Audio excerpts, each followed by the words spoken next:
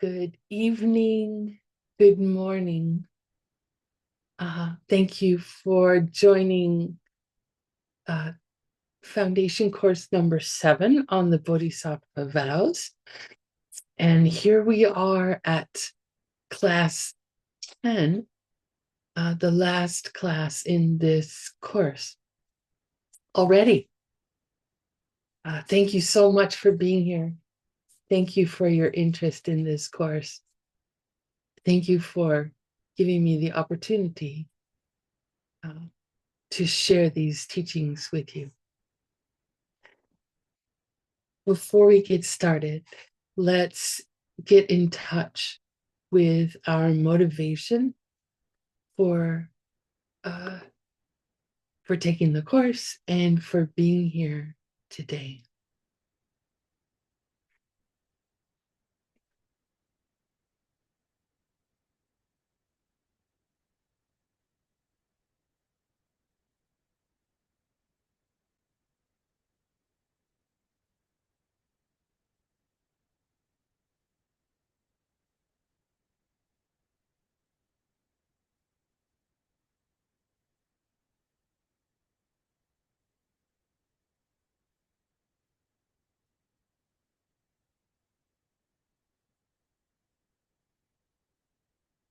So bring to mind that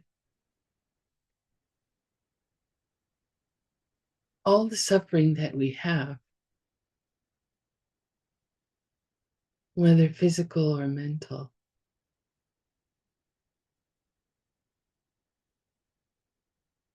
comes from something that we have said or done or thought that somehow was hurtful or harmful to somebody else, including ourselves.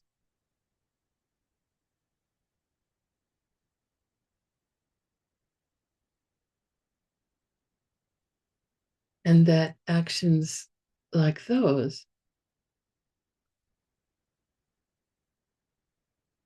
are a seed ripening from our mind into that experience of doing something harmful.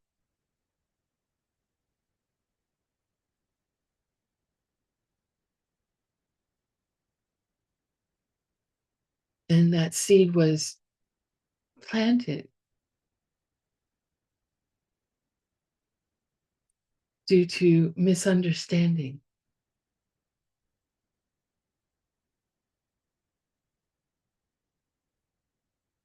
Misunderstanding the way things are, the way things work.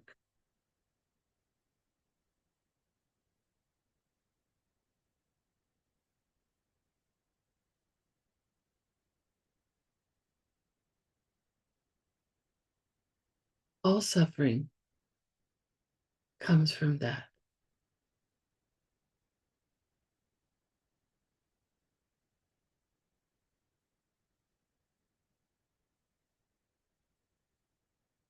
And because it's a misunderstanding,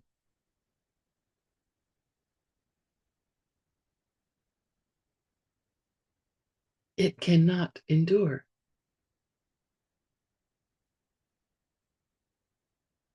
It's incorrect. It's wrong.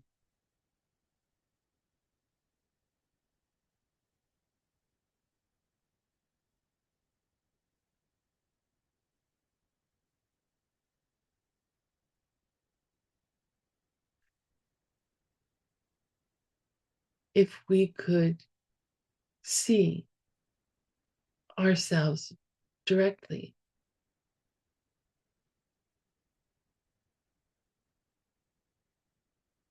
that the mistake that we think exists, that the wrong idea we have in our mind doesn't exist. If we could see that, doesn't exist in truth. If we could see that, we can become free of that cycle.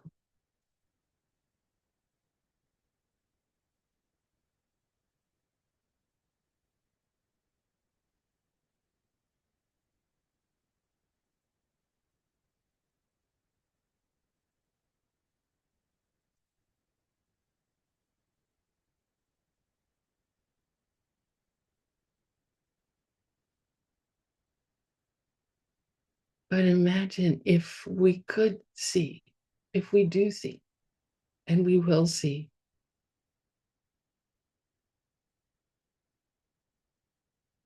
that the mistake we make doesn't even exist,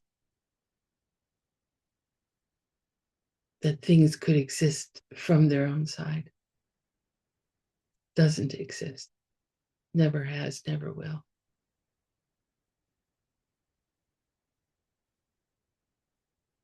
And then we get out of this cycle of suffering.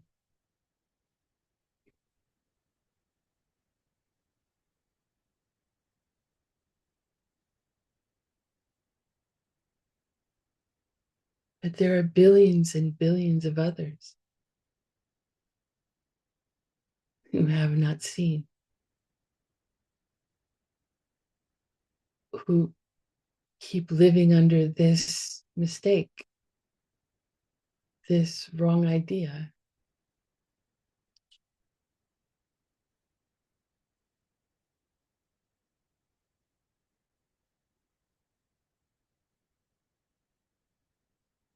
And it's tragic how much suffering occurs in these billions of people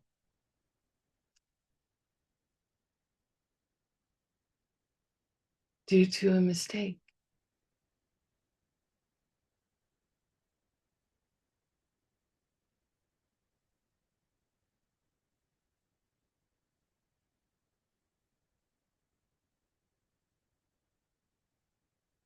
They need our help.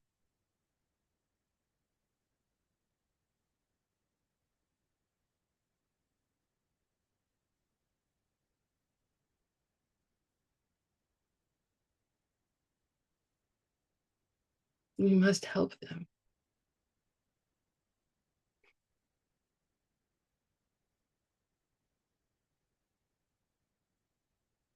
And the only way that we truly can help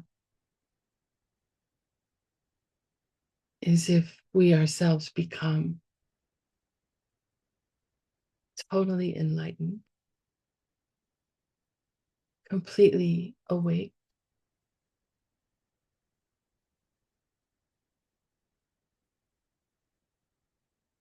completely empowered by our love and our wish that other can be in that same state.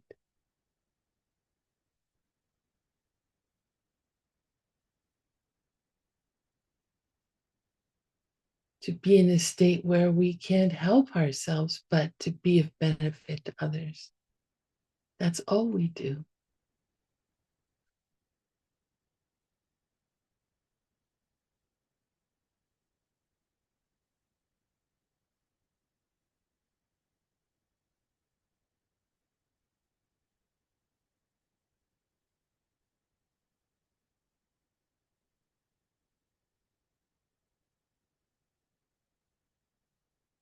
And the way to get there is to practice, just to learn about and to practice the vows and activities of a bodhisattva.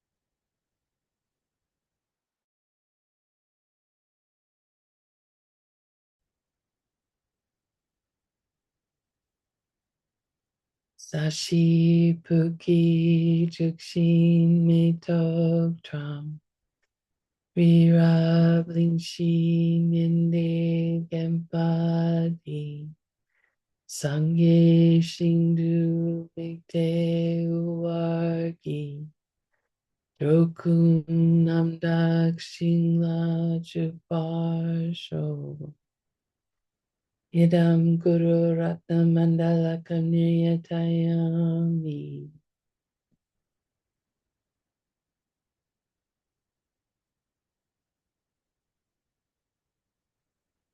Sangye Charan Soki Chukdam La Jangchu Partu Dakni Kyapsuchi Daki Chishe Gipe Sunam Ki Jola Penshir Sangye Juparsho Sangye Charan Soki Chukdam Lang Changchu Pardu Dakni Kyapsuchi Daki Chishe Gipe Sunam Ki Chola Penshir Sangye Juparsho Sangye Churan Soki Chuknam La Changchu Partu Dakni Kapsuchi Daki Chishe Gipe Sanam Ki Chola Penshir Sangye Juparsho.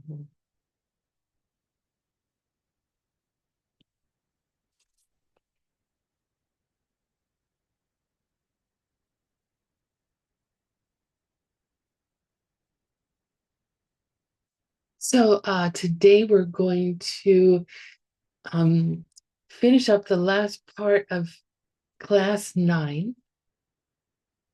We've gone through all the 64 vows, but there's still some parts at the end of that we're talked about at the end of that class when Geshe Michael taught it.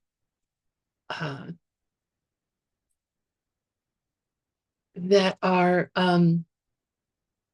there are additional offenses against the wish for enlightenment.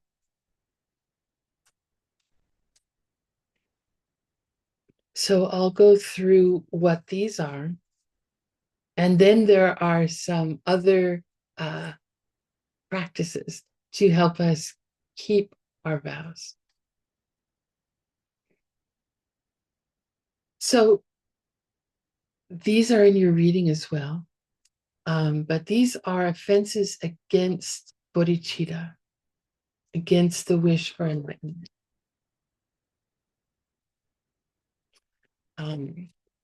Failing to support people who would be good to support with dharma or with material things.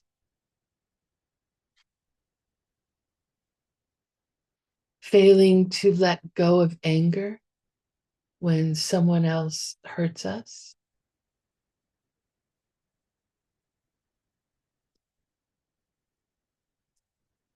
Discriminating between any kind of person, like, I like this person, I don't like this person.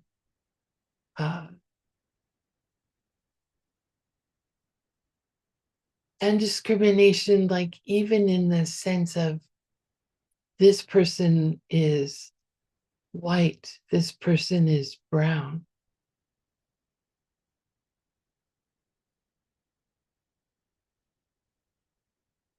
You break bodhicitta if we do that. Failing to take ourselves to a spiritual teacher if one is available.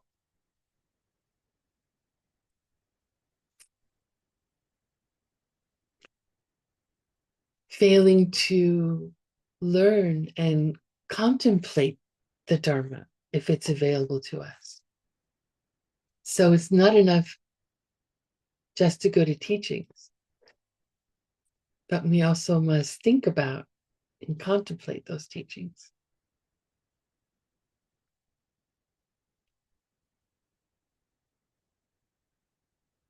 Failing to think about all living beings as we use things, as we use a computer, as we use Zoom, as we take a drink, as we open a door, whatever we do. I'm enjoying this thing for the purpose of reaching enlightenment myself so I can serve others.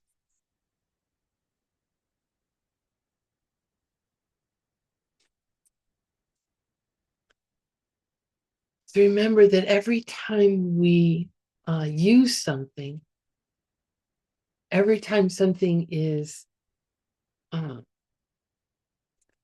like thinking about drinking, which I didn't pour my glass of water. So right then, right now, I didn't have the seeds to drink water to quench my thirst. But when I do have water,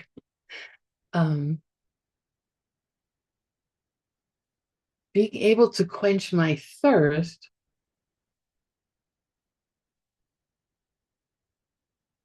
uses up an incredible amount of seeds.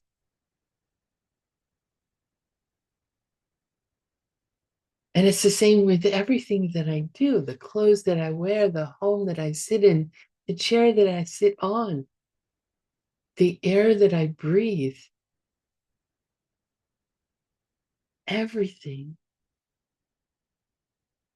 is, I'm experiencing the ripening of karma from actions I have done in the past to benefit others. If I don't think about others while I'm using these things, while I'm taking advantage of these things, I'm just using it up. The karmic seeds are just being used up. But if I think about, if I remember, I'm on the Bodhisattva path. I want to benefit all living beings. And if I remember people as I'm doing things, and if I think about that I'm doing it for others' benefit, I'm planting a lot more seeds. I'm on an upward spiral instead of on a spiral that just uses up things and then the seeds are finished.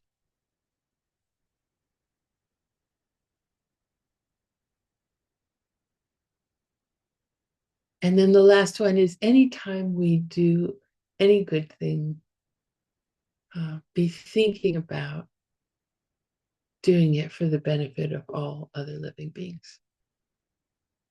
You know, as you make breakfast for your child, as you smile at the cashier at the grocery store, as you hold the door open for someone at work,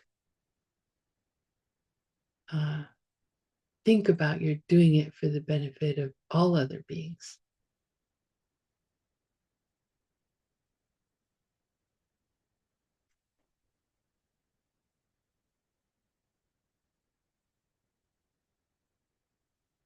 Then there are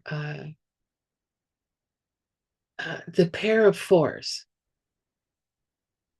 It's the four black deeds paired with four white deeds.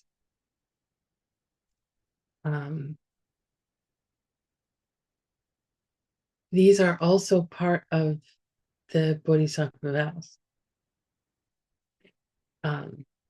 So they are in pairs. So traditionally, as they're taught, you talk about the negative side. They're called black deeds, the 4 black deeds. And as you talk about a black deed, then you talk about the white deed. That is its pair. That is actually its, you could call it an antidote, but you could also call it, if you did the white deed of the pair, you'll not do the black deed. you'll it's like a protection from doing the black deed of the pair. So um, the first black deed is deceiving your teacher, knowingly, purposely deceiving your teacher.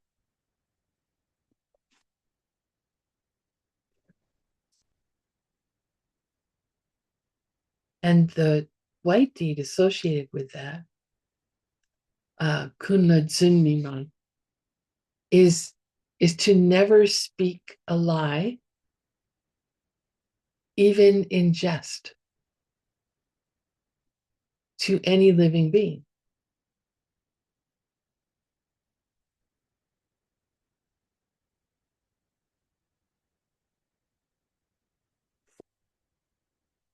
The second black deed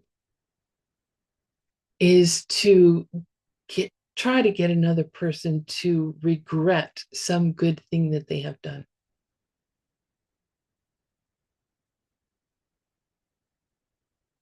And then the white deed associated with that is sok jang lagu, to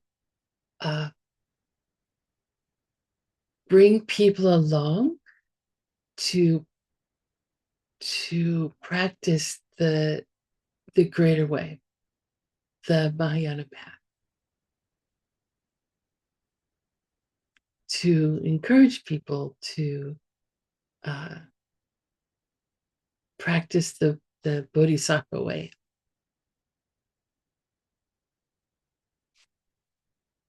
The third black deed is to say something unpleasant to a bodhisattva out of anger.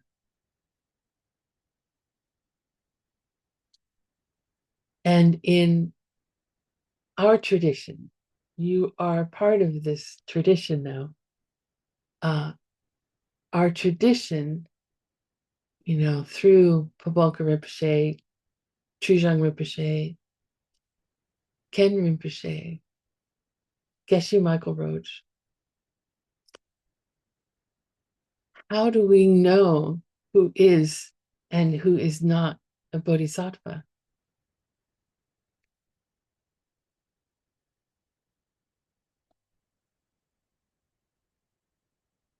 So the best thing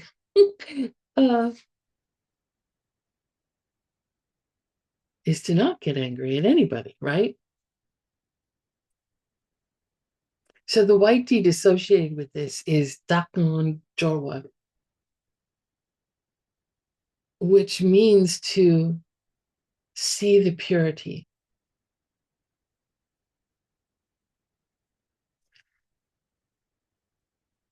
So if we see the purity, meaning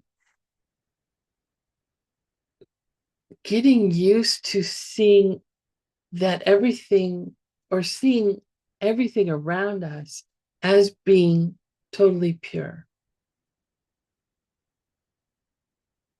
That every experience we have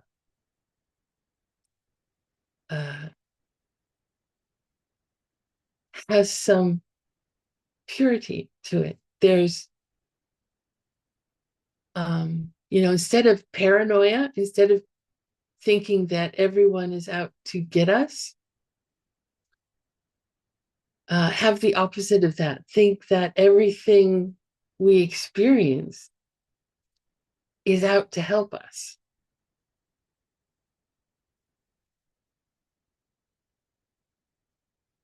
That everything that happens to us is a sign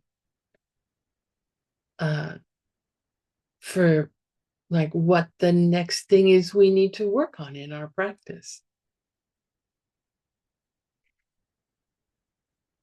And being shown that from somebody or some experience is such a gift. How fortunate we are to have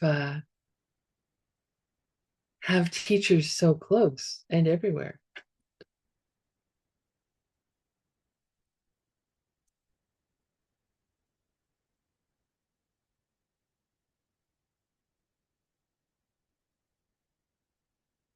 So the white antidote, even though the words say to see things as pure, what it means is to see all living beings as your teacher, capital T.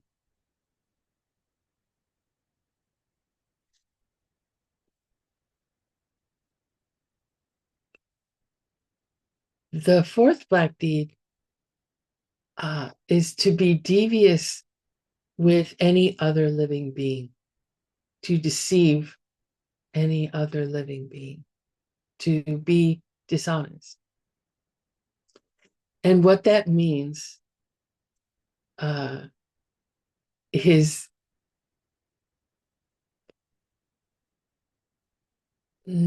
not having a sense of personal responsibility for their enlightenment.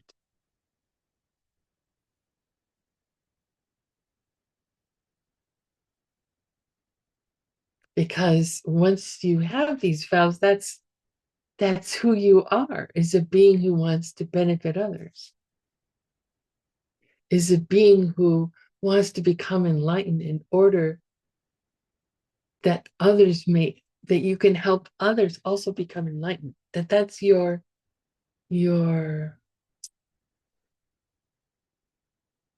touchstone. That's the core of who you are as a bodhisattva.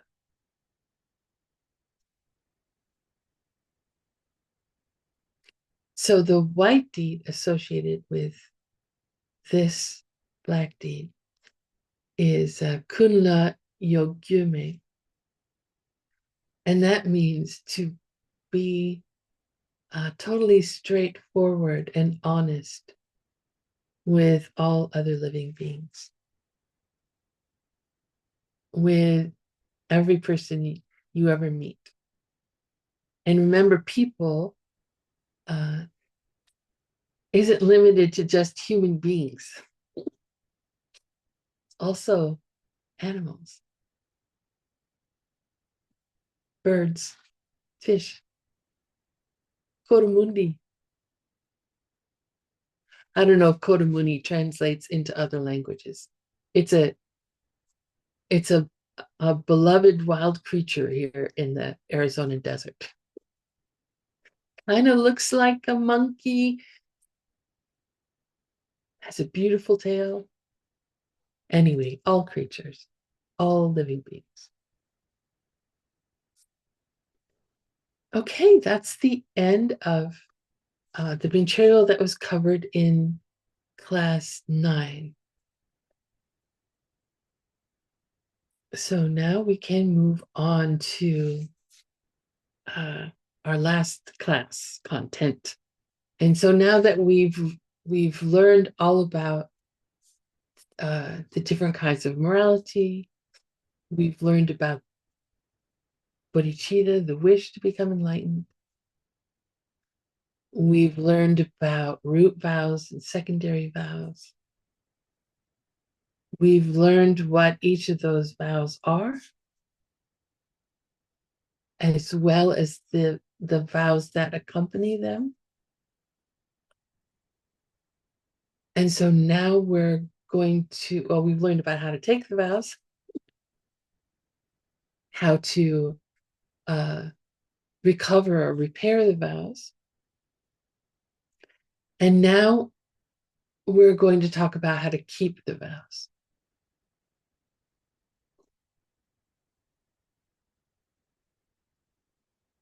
And I will share the Tibetan for this class.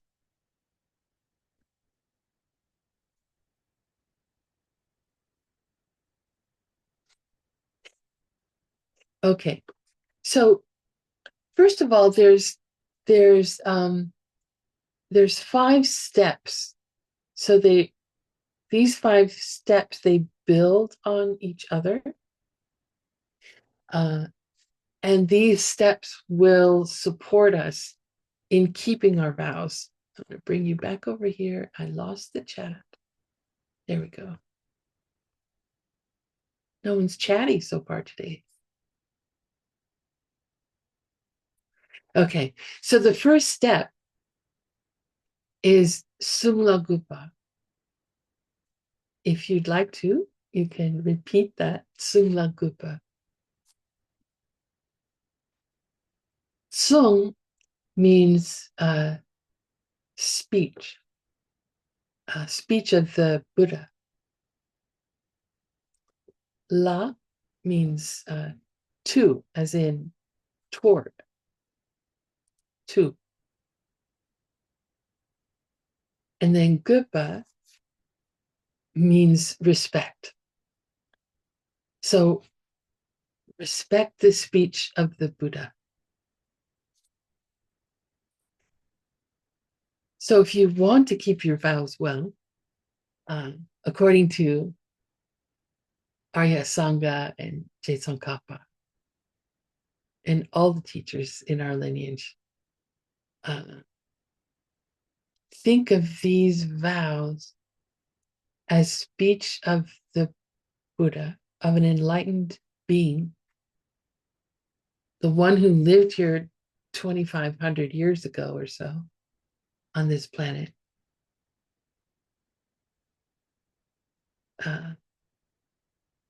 And they were written, think of them as, this is related to what we just talked about in seeing things as pure, but think of them as having been taught by the Buddha to you personally.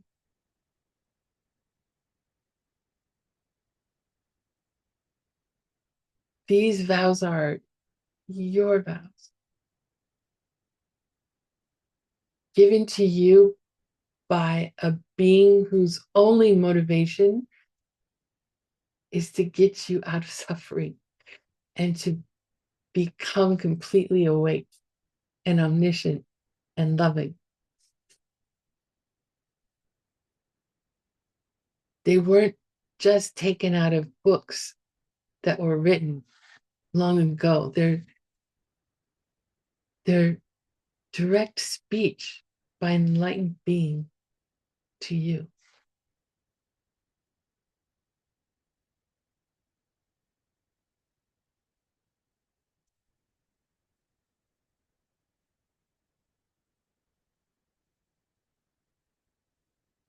These vows, that Buddha was teaching us that if we want to become enlightened before we die, this is what we need to do. These vows are the practices we must do in order to plant the seeds to wake up one day and see ourselves as an enlightened being.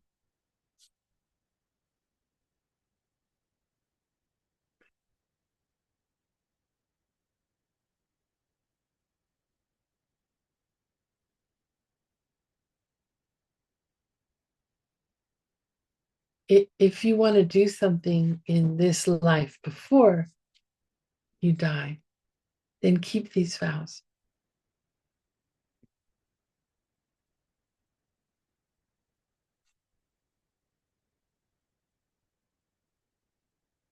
These vows will work.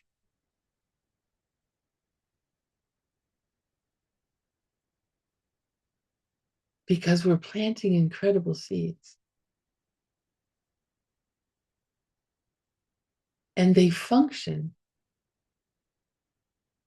our keeping of these vows.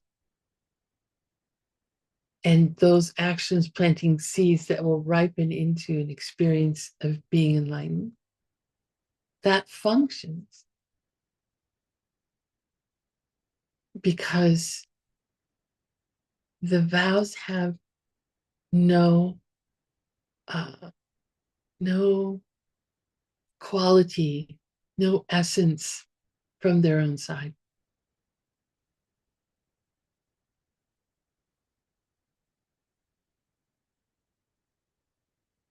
They have no power other than what we experience them to have.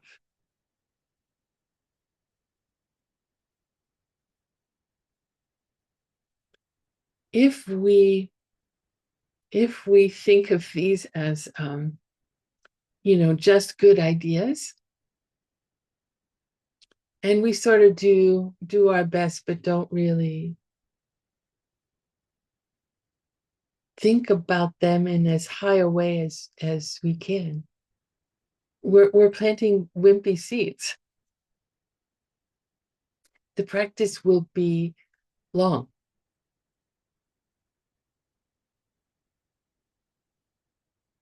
If we think of them as direct teachings from an enlightened being to us personally, as personal guidance for what I need to do, what I need to do in order to plant the seeds to become enlightened, then it's much more powerful, this practice.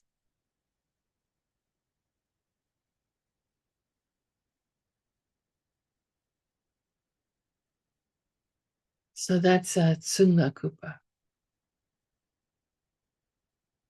That's like the basis of these steps. The next step is called Tsampa Tsum. So based on the respect we have for the Buddha, we maintain 3 intentions. Sampa here means intention, or you could say thought or motivation, very similar. And Sum, 3. So we've got three intentions to maintain.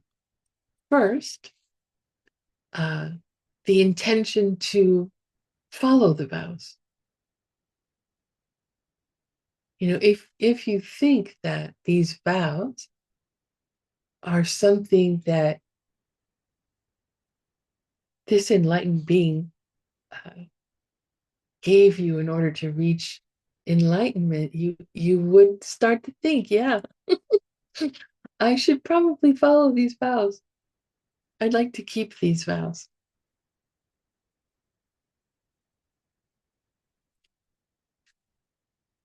The second intention is the intention to reach full enlightenment.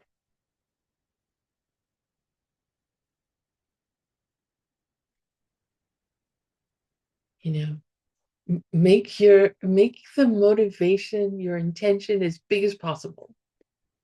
Not just so that you can be a nice person, not just so that people will like you. Excuse me, but so you can reach complete, full enlightenment. Why? So that you can benefit others. And that leads to the third intention, the intention to help limitless living beings.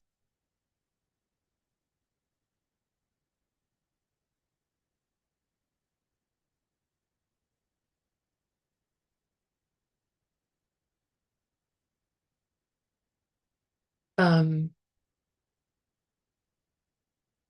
there's something that happened on September 11th, 2001 in my country. And it's become a very, it was a shock. It was the first time that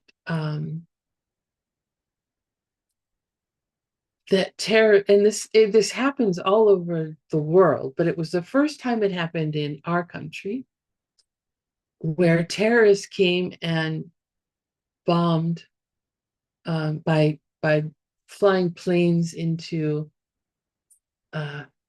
structures that were culturally very important to us. And 4,000 people died. And the people in my country were shocked,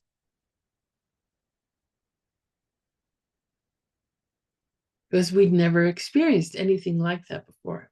We'd read about others experiencing it, but we had never experienced that. So the shock was quite profound for people. And I worked at a place, at Microsoft, a company with a lot of people, and I wasn't the typical Microsoft employee. They knew I was a Buddhist. I taught people meditation. I taught people different little things. So they knew that I was a little bit different. And this one woman came into my office.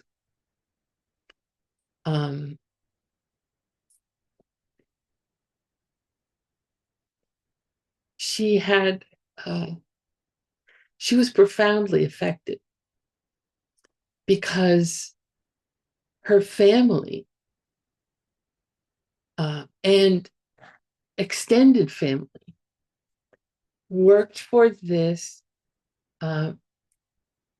professional accounting firm that was housed in one of the Twin Towers that was destroyed. So the personal effect for her was to have a large number of people in her family, her immediate family, an extended family, killed.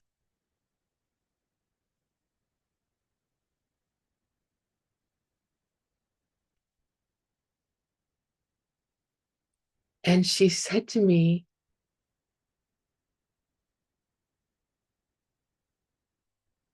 she said, "You're so fortunate. You have something that can help you in a time like this. You have a way of looking at what happened as being meaningful. I can only see this as pain." So for a moment, she could see that the suffering was like a mistake, right? Where if she had what I had, maybe the pain wouldn't be the same.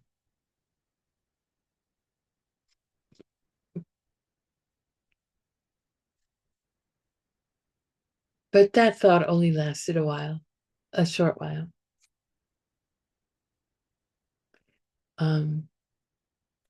It's actually, there's a name for it, Ngenjung Pusu,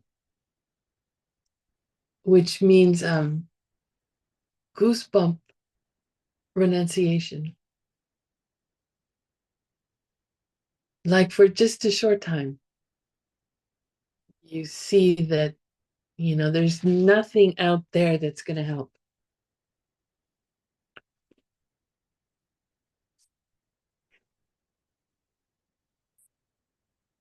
Limitless, countless, billions of living beings are suffering. So we hold the intention to help them all.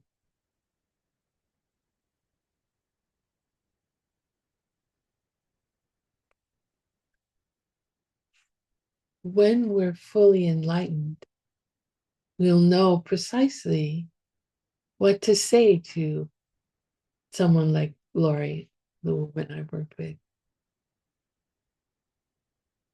The precise thing to say.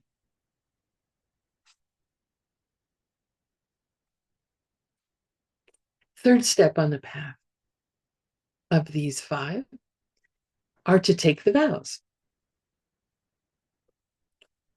Dompa lang. Dompa means vows, and lang means to take. So that's the normal process with Bodhisattva vows, is that you learn about the vows, you start to see them as being pure, given to you by an enlightened being. You start to have these intentions arising in your mind, and then you take the vows.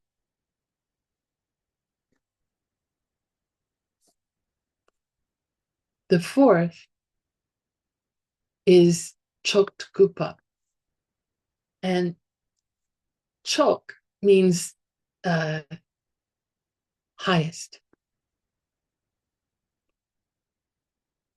Tu is as, and Gupa again is respect. So the 4th thing is to respect the vows as the highest once we've taken them on. And what does it mean as the highest? As the most precious thing we have.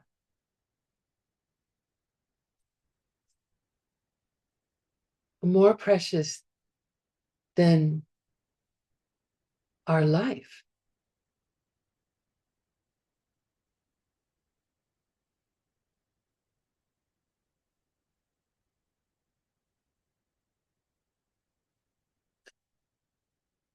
By holding them precious, by holding them as precious, we are more likely to keep them.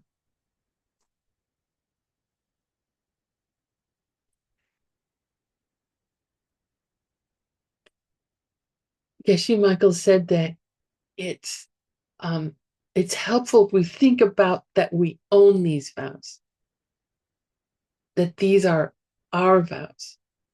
These are my vows. I own them. Not like there's some vows out there in a book about good ideas of how to be a better person. But they're now mine. They are who you are.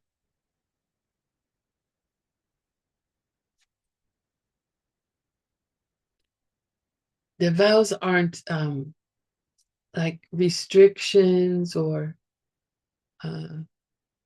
penance. Do you know penance?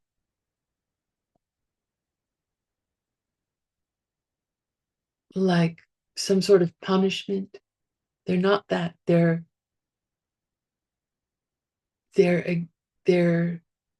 protection.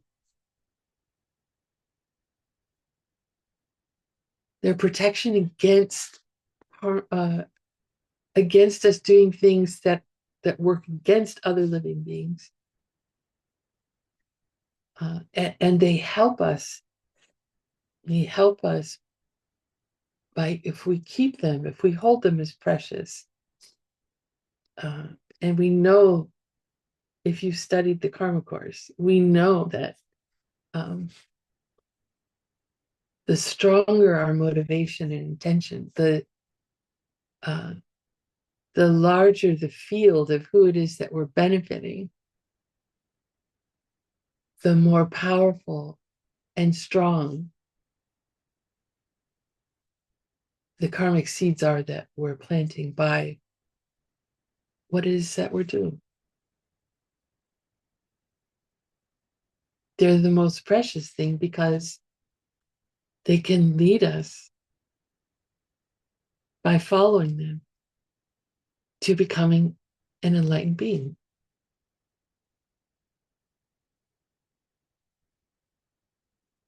And then the fifth thing, Mingelwa, is to not act in ways that contradict the vows. So those four things lead to acting in ways that don't contradict our vows.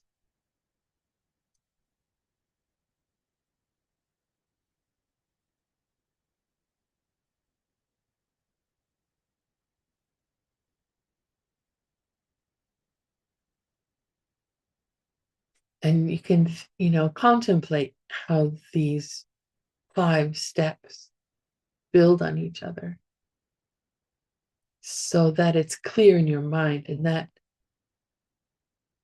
can also be a tool to help you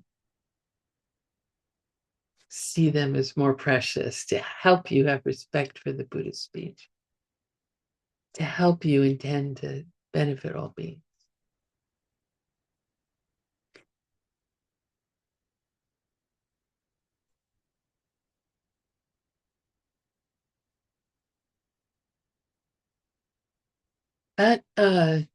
In Geshe Kappa's time, so we're talking 1300s, 1400s, some people would say,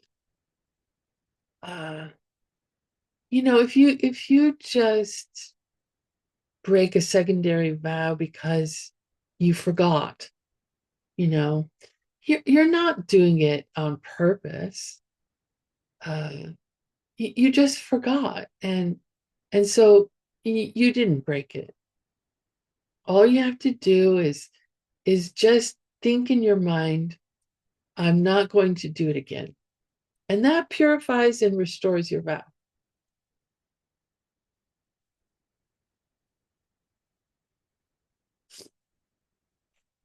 And remember, last time we talked about how the way to break secondary vows could be under the influence of negative emotions, negative thoughts, kleshik, and then those that are not kleshik, they're not primarily driven by negative thoughts. And those were the 2 and the 2, remember? So the 2 were wanting to harm others and anger, right? Geshe Kappa says those were the 2 most typical motivations when someone is breaking a secondary vow. And then the 2 other thoughts were the 2 kinds of laziness, right? So even though some people thought that all you had to do with, if you were just lazy, if you just forgot that you had a vow to do something or to not do something, and you worked against it, then all you have to do is just say, oh, I won't do that again, to yourself. And Geshe Kappa said, Arya Sangha never made that distinction. Arya Sangha said that whether you break a secondary vow out of forgetfulness or whether you break it because your mind is under an intense attack of anger, it's the same. You broke it. And you have to go and confess it in front of a person if a person is available. And the person has to understand what you say when you confess. So they have to understand your language, your words. They should also have some understanding of the gravity of having broken the vow, of what it means to have broken a vow, how it harms your path to becoming fully enlightened in order to benefit all living beings.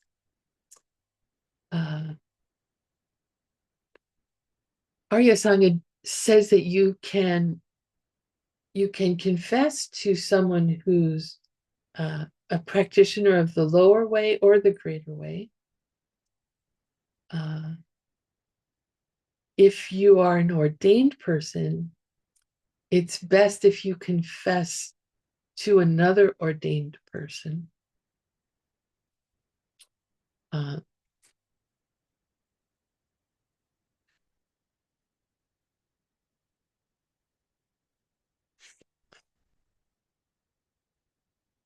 We should get in the practice of confessing when we break a vow, and to do so as quickly as possible, so that the negative seeds don't have the opportunity to grow so much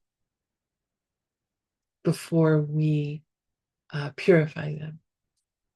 We should remember to, when we're doing the confession, to do the purification, the 4 parts of the purification. And it can be challenging to do. We human beings tend to have a lot of ego, thinking of self-importance, wanting to look good in front of other people. So it's hard to open up and confess that we've done something that works against the very goal that we've professed to have.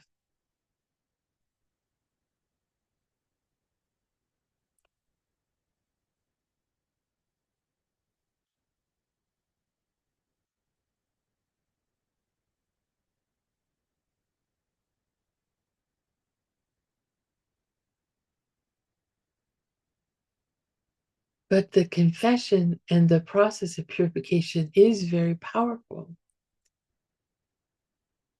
Trying to hide it doesn't help us.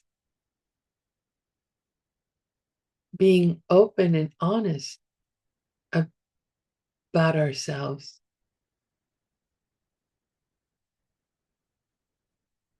it helps us keep our vows.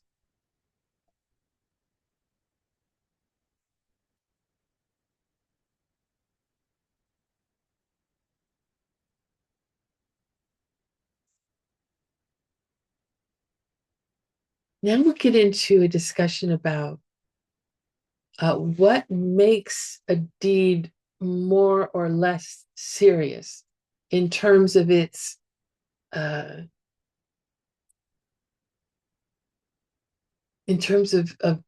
seeds.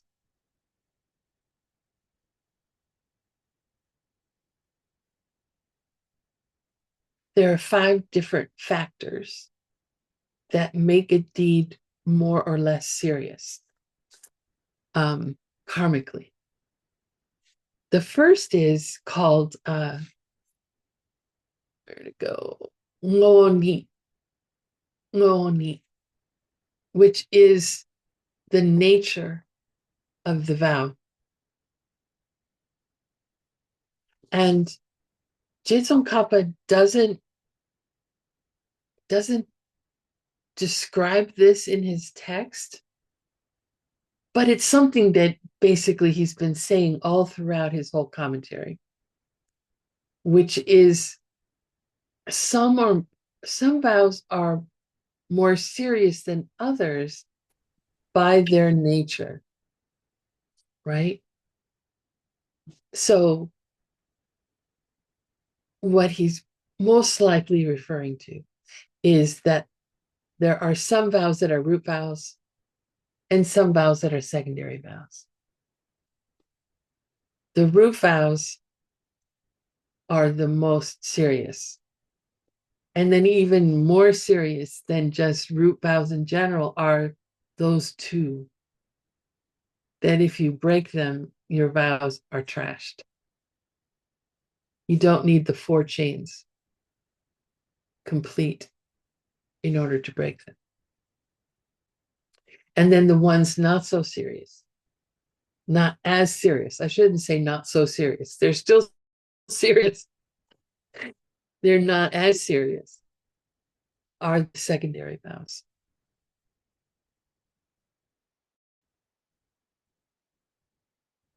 The second of the factors is called jepa, which means by you say motivation, or Geshe Michael used the word instigate. What sparks? What's the spark that causes you to break your vow? What moved you to break a vow? So here we'll get into less serious, middling serious, and most serious kinds of instigators. Or you can say, because it's not really just motivation.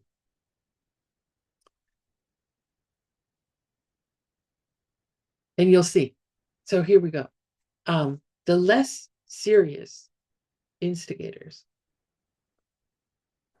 are not knowing the vows.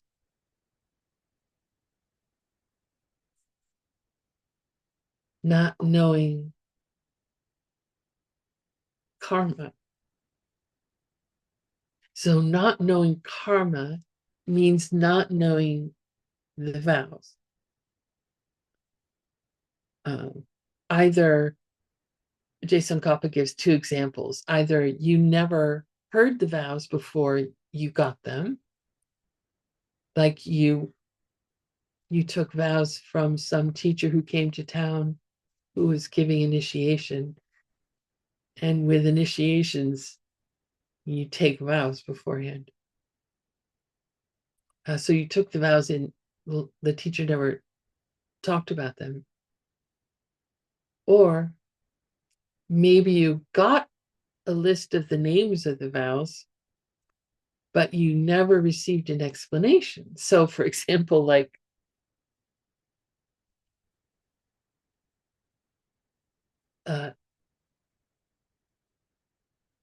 well, we could just use an example, any of them, but you hear the name of it and you don't get the meaning of what the vow is, then how can you keep it if you don't understand what it means?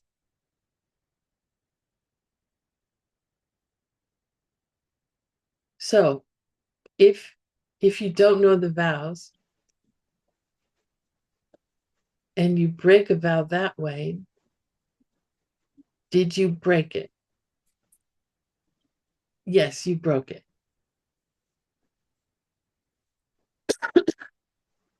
But if you break it out of not knowing, the karmic result will be less serious than the more serious ones that we're going to get into today. Okay. So not knowing is the first example. The second example is being careless, which means you forgot the vow. You were distracted, you were busy, you didn't get a good night's sleep. You just forgot. So those are the 2 instigators of breaking vows that that have a less serious karmic result than other instigators. So, medium seriousness. This is like a short-lived negative emotion arises in your mind. You get jealous of somebody for a few minutes, and during that time, you break your vow. That's a medium seriousness. So this is, I think, the way we should hold these is in general, right? Because we had, for the vows, we had specific motivations of what motivation was present to break a vow. So hold these ideas here in these 5 as being more general, and that the vows themselves, the specific teachings, those are more specific. It just takes practice. It just takes us reviewing the vows, getting to know them very well. We'll be doing a lot of confessing at the beginning. Then most serious. So the most serious kind of instigator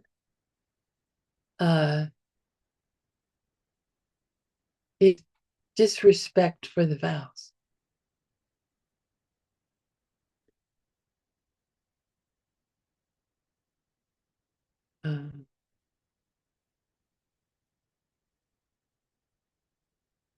Yeah, I'm supposed to make an offering today, but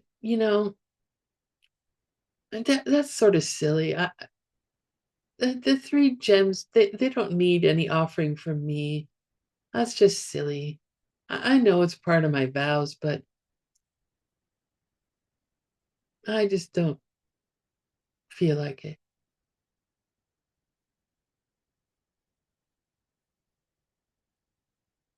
Or I know I'm not supposed to yell back at someone who yells at me. But that person was really nasty to me. They deserve for me to be angry back at them.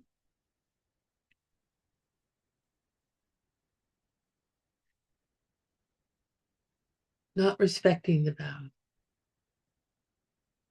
Not holding them as coming from the Buddha for us. Not holding him as the most precious thing.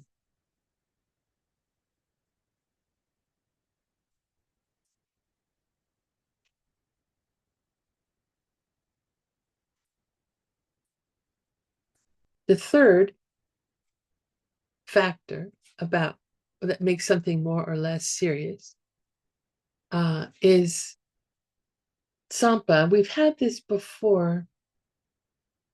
Where'd it go? There it is. And here, what it's referring to, it's a thought or an intention. And here, what it's referring to is the 3 poisons, right? In the center of the wheel of life. Often translated as desire, hatred, and ignorance, which are the pig, the snake, and the rooster. Those aren't really great translations of these 3 poisons. So the first one, ignorant liking, means not wanting to be parted from something because we think that that thing has some quality from its own side of being attractive or beneficial to us or something like that. This poison, as well as the others, the other two, is in our mind all day long. All day long.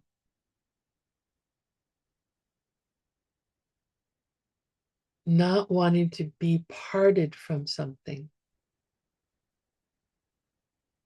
because it has some quality from its own side.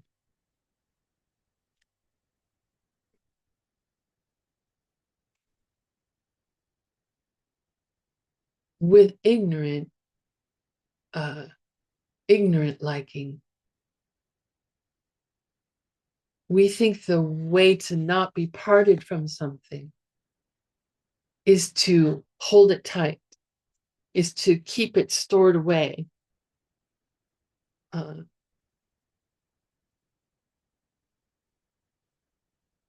But karmically speaking, from the wisdom perspective, the way to not be parted from something is to give it away.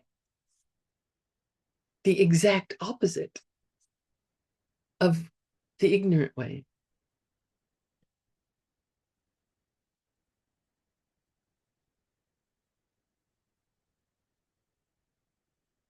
So it's how strong is that? I mean, the poisons are in our mind. We're here, we're in the realm of suffering, and we are infected by these three poisons. So when we talk about these three poisons, it's the extent to which they're present in our mind. The poison is there all the time. But like the attachment for me to pick up this glass of water and drink it,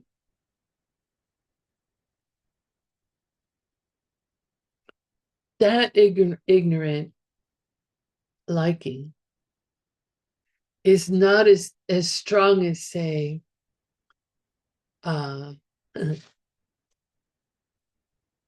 if I were traveling with my computer and wanting to hold on to it very tight so no one took it, like that's stronger.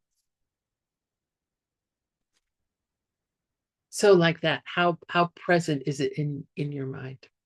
So that's ignorant liking. Then there's ignorant disliking, which is wanting to be separated from some undesirable object in an ignorant way. And again, this is happening in our minds all the time.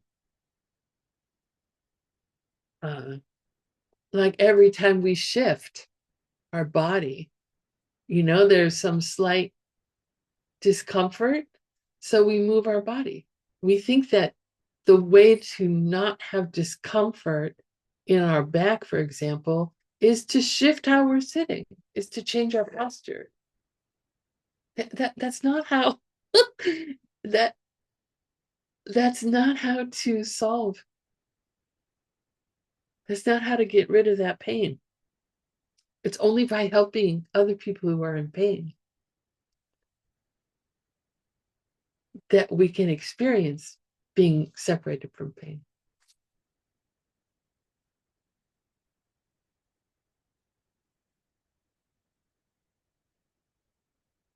So that's a very light, unless you're in a lot of pain.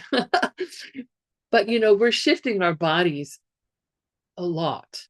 We very rarely sit in one position and hold it for any length of time.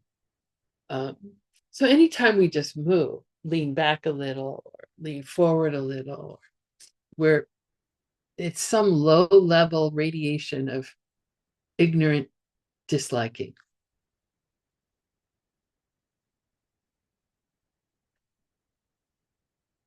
And then there could be high level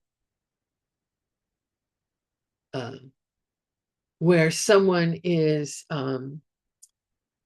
yelling at us, putting us down. Oh, I really want, I want to get away from this person. I'm going to go into the other room so they won't be yelling at me.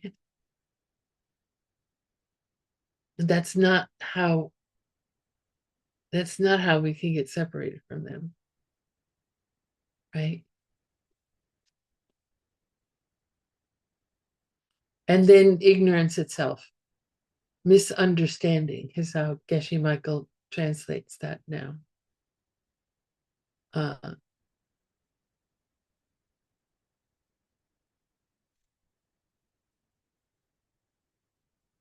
We don't understand that things don't have a nature from their own side. Things are not desirable or undesirable from their own side. They have no such qualities from their own side.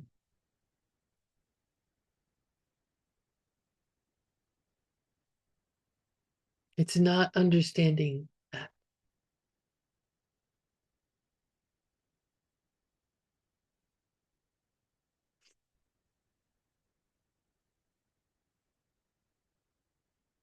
The third factor is called shi, or the object. And the example that Jason Kappa gives is the act is killing. So then who you kill would be the object, right? So which objects are more or less serious?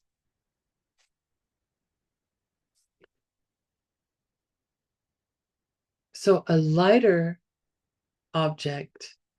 Now, this is still a serious bad deed, right? We're not talking about saying that this is okay to do now.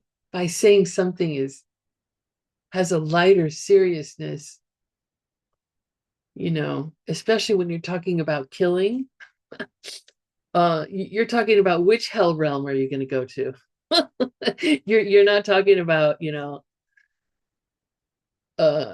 something light in the sense of, it's going to be a pleasant result like that.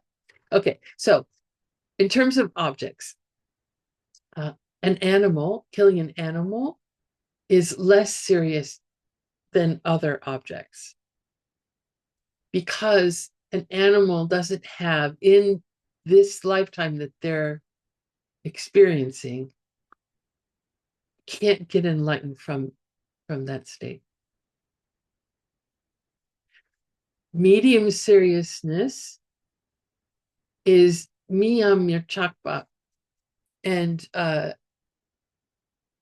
mi means human, and mirchakpa means becoming a human,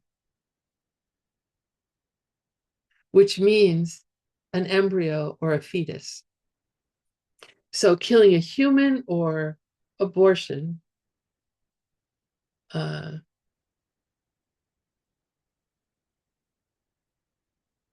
should say killing a human other than your parents or abortion, this is a medium seriousness. This is pretty darn serious because a human being has the potential to become enlightened in this lifetime. This is not good. So medium seriousness here should make us pretty terrified about what's the most serious, because it's going to be really bad.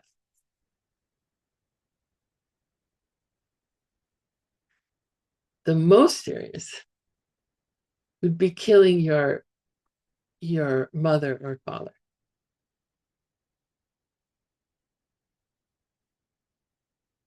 because they're the ones who gave you this life from which you can become enlightened. It's actually any of the 5 immediate misdeeds. I don't know if we talked about it in this course.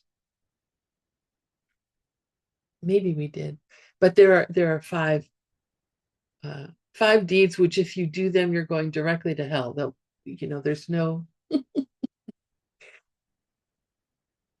there's no forestalling the inevitability of residing in the lowest hell. Now, the 5th one is accumulation.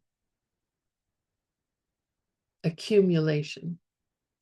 And what this means is that this is about how many times you've done something or how many vows you have broken. That's what's meant by accumulation. So lighter seriousness is when you've broken from 1 up to 5 secondary vows and not confessing it.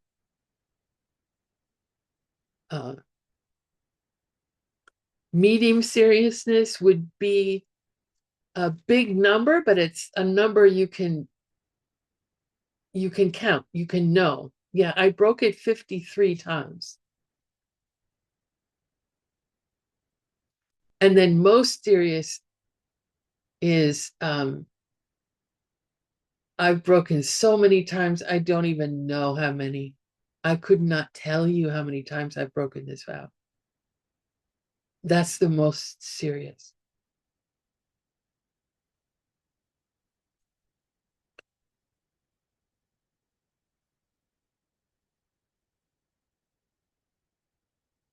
So this one in particular shows the importance of tracking. If you've heard about the 6 times book, track your vows carefully.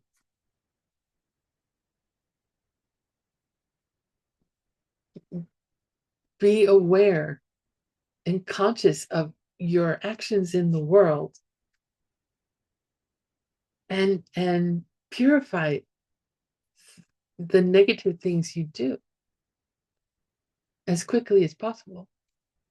Don't let them grow to large numbers or even to become so large you don't even know how many times you broke them. Okay, so now we'll talk about these are pairings of 4 different pairings. Very similar to, but not the same as, the 4 black deeds and the 4 white deeds. These are the causes for breaking your vows and the causes for keeping your vows. So, and we've talked about all of them before. They're just here in a nice little list. The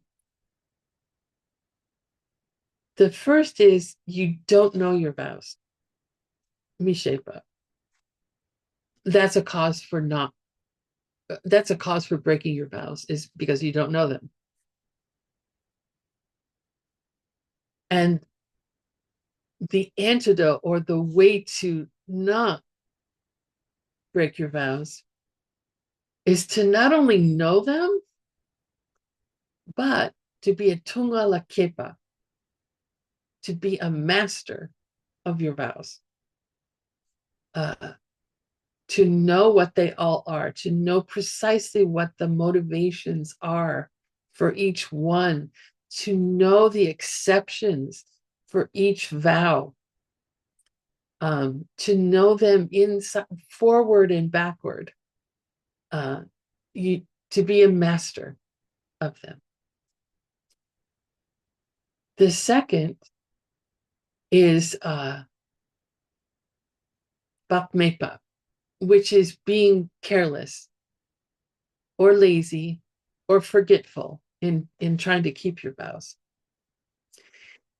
And the way to avoid that cause for breaking your vows is Geshe Den, which means to be to remember your vows and to be mindful of your actions. If we keep aware of what it is we're doing, we're less likely to break our vows. The third is a Nyongmongwa. Third cause for breaking our vows is being under a klesha attack, being under the attack of a negative emotion. And the way to help keep that from happening is Nyunshe Chewe Ngempo, which means in our practice, you can even add it to your 6 times book. My most powerful negative emotion is X. And I mean, if you have to do a lot of thought to come up with what your most powerful negative emotion is, which one shows up most often, which one feels the strongest in your body. If you have to meditate on that for a while to find it, that's fine. But find it, work on finding it, and then work on attacking that negative emotion. Bring wisdom into your life and focus on that particular negative emotion. Do protections. If we had more, I wish we had more time, but we don't. The fourth is, and we talked about this already. Well, we talked about all these, but the fourth is you disregard or you disrespect your vows. That's the main cause for breaking them. And the way to avoid that is to respect them, right? Respect the Buddha, respect the vows, respect the teachings.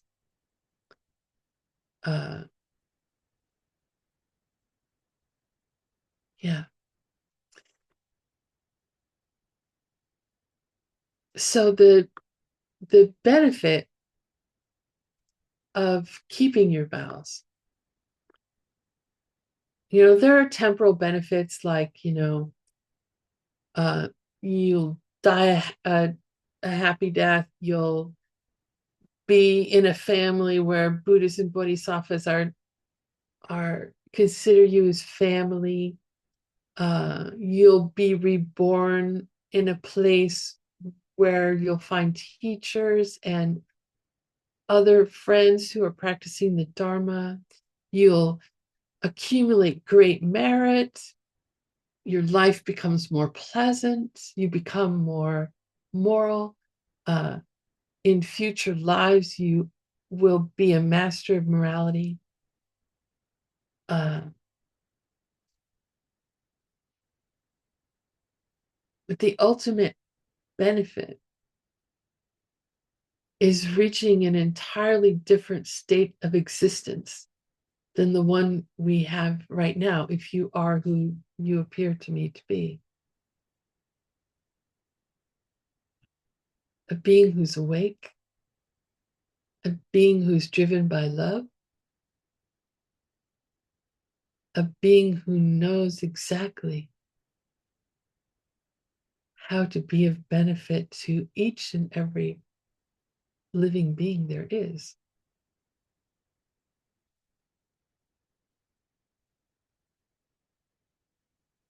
It's to reach paradise.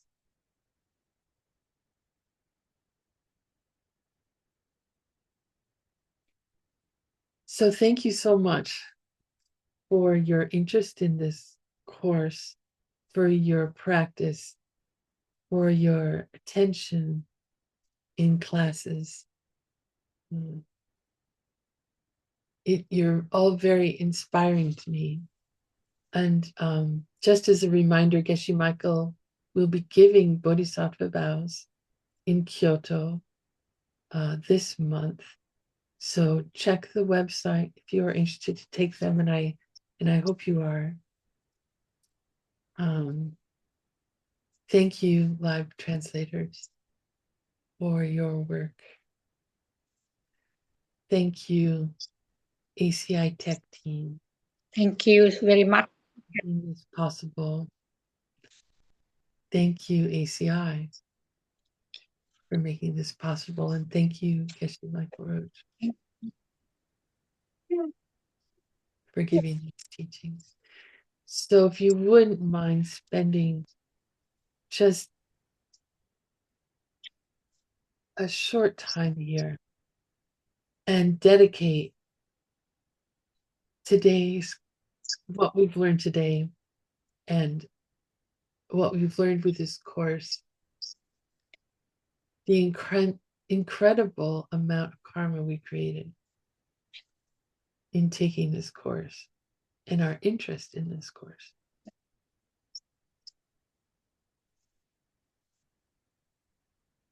Dedicate it towards your highest goal.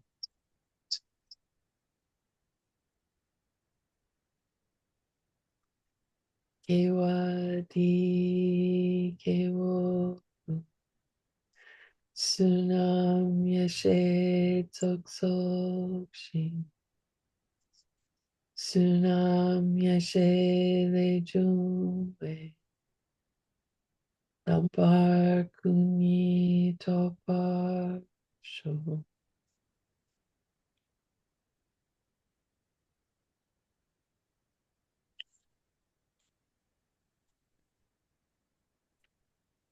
I hope I see you again. And I love you. Thank you for your practice. Thank you so much. We love you. Thank you. Thank you.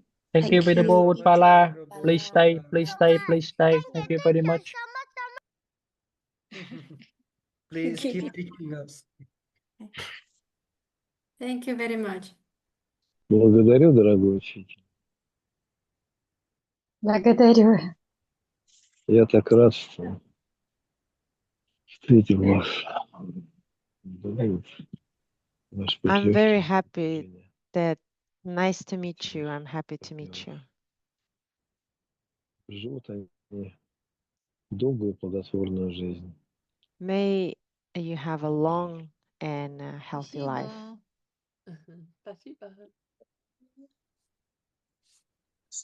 Okay, see you next time. Smile.